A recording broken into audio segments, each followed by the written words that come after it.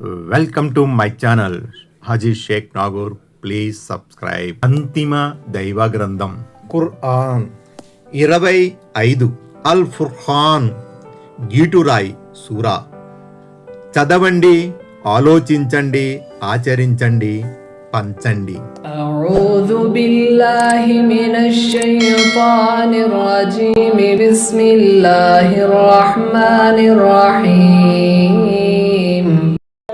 అపార కరుణామయుడు, పరమ కృపాశీలుడు అయిన అల్లాహ్ పేరుతో. 25 అల్ ఫుర్ఖాన్ గీటురాయి సూరా. పరిచయం. ఇది మక్కా కాలంలో అవతరించిన సూరా. ఇందులో 77 ఆయతులు ఉన్నాయి. ఈ సూరా ముఖ్యంగా ధార్మిక విశ్వాసానికి సంబంధించిన సూత్రాలను నొక్కి చెప్పింది. ఏకదైవారాధన, ప్రవక్తల పరంపర, దివ్యవాణి అవతరణ, మరణానంతరం మళ్ళీ లేపబడటం, శిక్షా బహుమానాలు వంటి మౌలిక విశ్వాసాలను ఈ సూరా మనస్సుకు హత్తుకునేలా తెలియజేసింది. ఈ సూరా మొదటి ఆయతులో ప్రస్తావనకు వచ్చిన ఫుర్ఖాన్ గీటురాయి అన్న పదం ఆధారంగా ఈ సూరాకు ఈ పేరు పెట్టడం జరిగింది. అరబీలో ఫుర్ఖాన్ అంటే గీటురాయి అని అర్థం. దివ్య ఖురాన్కు ఉన్న పేర్లలో ఫుర్ఖాన్ ఒకటి. ధార్మిక విశ్వాసానికి, అవిశ్వాసానికి, మార్గదర్శకత్వానికి, మార్గరాహిత్యానికి, సత్యానికి అసత్యానికి, వెలుగు చీకట్లకు మధ్య భేదాన్ని తెలిపేది ఫుర్ఖాన్. ప్రవక్త ముహమ్మద్ సల్లల్లాహు అలైహి వసల్లం చూపించిన మహత్తరమైన శాశ్వతమైన మహత్యంగా ఇక్కడ ఖురాన్ వర్ణించడం జరిగింది. మానవాళికి ఇహలోకంలో సంతోషాన్ని, పరలోకంలో సాఫల్యాన్ని ప్రసాదించే ఈ గ్రంథం దేవుని తరపున అనుగ్రహంగా ప్రసాదించబడింది. విశ్వాసుల లక్షణాలను వివరిస్తూ ఈ సూర ముగుస్తుంది. అల్లాహకు నిజమైన దాసులైన విశ్వాసుల లక్షణాలు: 1. వారు వినయంగా నడుస్తారు. 2. వారిని పలకరిస్తే మృదువుగా మాట్లాడుతారు. 3. వారు రాత్రులు తమ ప్రభు ఆరాధనలో గడుపుతారు, అల్లాహ్ను స్మరిస్తుంటారు. 4. నరక శిక్ష నుంచి కాపాడమని దేవుని ప్రార్థిస్తుంటారు. 5. వారు దూబరాగా కానీ పిసినారితనంతో కానీ ఖర్చు చేయరు. 6. వారు అల్లాహ్ను తప్ప మరే మిథ్యాదేవుణ్ణి అర్థించరు. 7. వారు తోటి మనిషిని హత్య చేయరు, న్యాయబద్ధంగా తప్ప.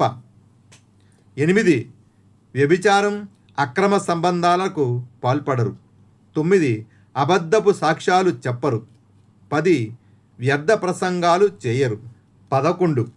దేవుని సృష్టి సామర్థ్యానికి సంబంధించిన ప్రస్ఫుటమైన చిహ్నాల ద్వారా వారు హితోపదేశాన్ని, ప్రేరణను పొందుతారు. 12. తమ కంటికి చలువుగా ఉండే భార్యలను, పిల్లలను ప్రసాదించమని దేవుణ్ణి వేడుకుంటారు. 13. దైవ భీతిపరులకు ఒక ఉదాహరణగా, ఒక నమూనాగా తమను రూపొందించాలని దేవుని ప్రార్థిస్తుంటారు. 14. సహనం వహిస్తారు. సూరతుల్ అల్ ఫుర్ఖాన్. బిస్మిల్లాహిర్ రహ్మానిర్ రహీం. 25 అల్ ఫుర్ఖాన్ సూరా. అవతరణ మక్కా. ఆయతులు 77. అపార కరుణామయుడు, పరమ కృపాశీలుడైన అల్లాహ్ పేరుతో. ఆయత్ నంబర్ 1. تبارك الذي نزل الفرقان على عبده ليكون للعالمين نذيرا. ఆయత్ నంబర్ 1. సమస్త లోకాలను హెచ్చరించే వానిగా ఉండటానికి గాను తన దాసునిపై గీటురాయిని అవతరింపజేసిన అల్లాహ్ గొప్ప శుభకరుడు. వ్యాఖ్యానం 1. దీని ద్వారా స్పష్టమయ్యే ముఖ్య విషయం ఏమిటంటే, అంతిమ దైవ ప్రవక్త ముహమ్మద్ సల్లల్లాహు అలైహి వసల్లం సందేశం విశ్వజనీన సందేశం. ఆయన సల్లల్లాహు అలైహి వసల్లం సమస్త లోకవాసుల కోసం ప్రవక్తగా పంపబడ్డారు. మానవులు, జిన్నులు కూడా వారిలో చేరి ఉన్నారు. ఆ మాటే మరో చోట ఈ విధంగా అనబడింది: ప్రజలారా, నేను మీ అందరి వైపునకు వచ్చిన దైవ ప్రవక్తను అని ఓ ముహమ్మద్ వారికి చెప్పు. ఆరాఫ్ 158. నేను తెల్లవాని వైపు నల్లవాని వైపు అందరి వైపునకు దైవ ప్రవక్తగా పంపబడ్డాను అని ఆయన సల్లల్లాహు అలైహి వసల్లం ఒక హదీసులో ప్రవచించారు. సహీ ముస్లిం కితాబుల్ మసాజిద్. ఆయన సల్లల్లాహు అలైహి వసల్లం ఇంకా ఇలా అన్నారు, పూర్వం ఒక ప్రవక్త ఏదైనా ఒక జాతి వైపుకు పంపబడేవాడు, అయితే నేను సమస్త మానవుల కోసం ప్రవక్తగా పంపబడ్డాను. సహీ బుఖారీ కితాబు తయమ్ము, ముస్లిం కితాబుల్ మసాజిద్. ఆయత్ నెంబర్ 2. الذي له ملك السماوات والأرض ولم يتخذ ولدا ولم يكن له شريك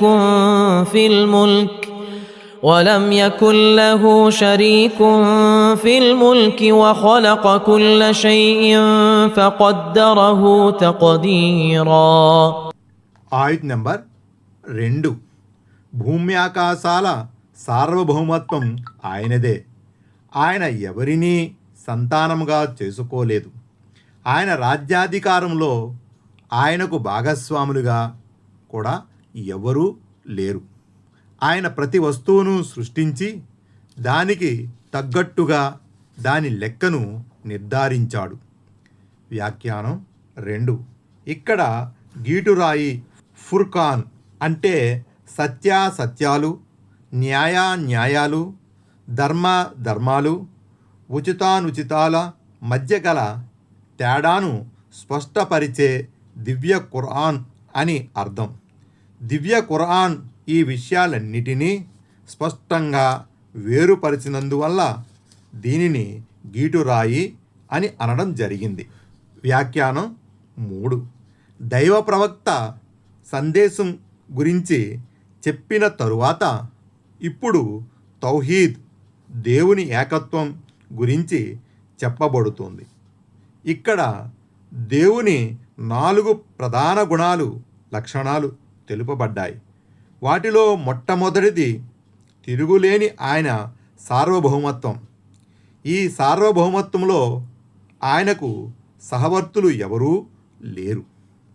వ్యాఖ్యానం 4.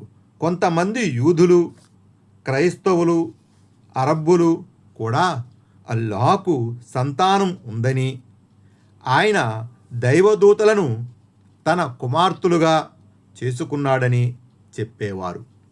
ఈ ఆయతులో వారి మూఢనమ్మకం ఖండించబడింది. వ్యాఖ్యానం 5.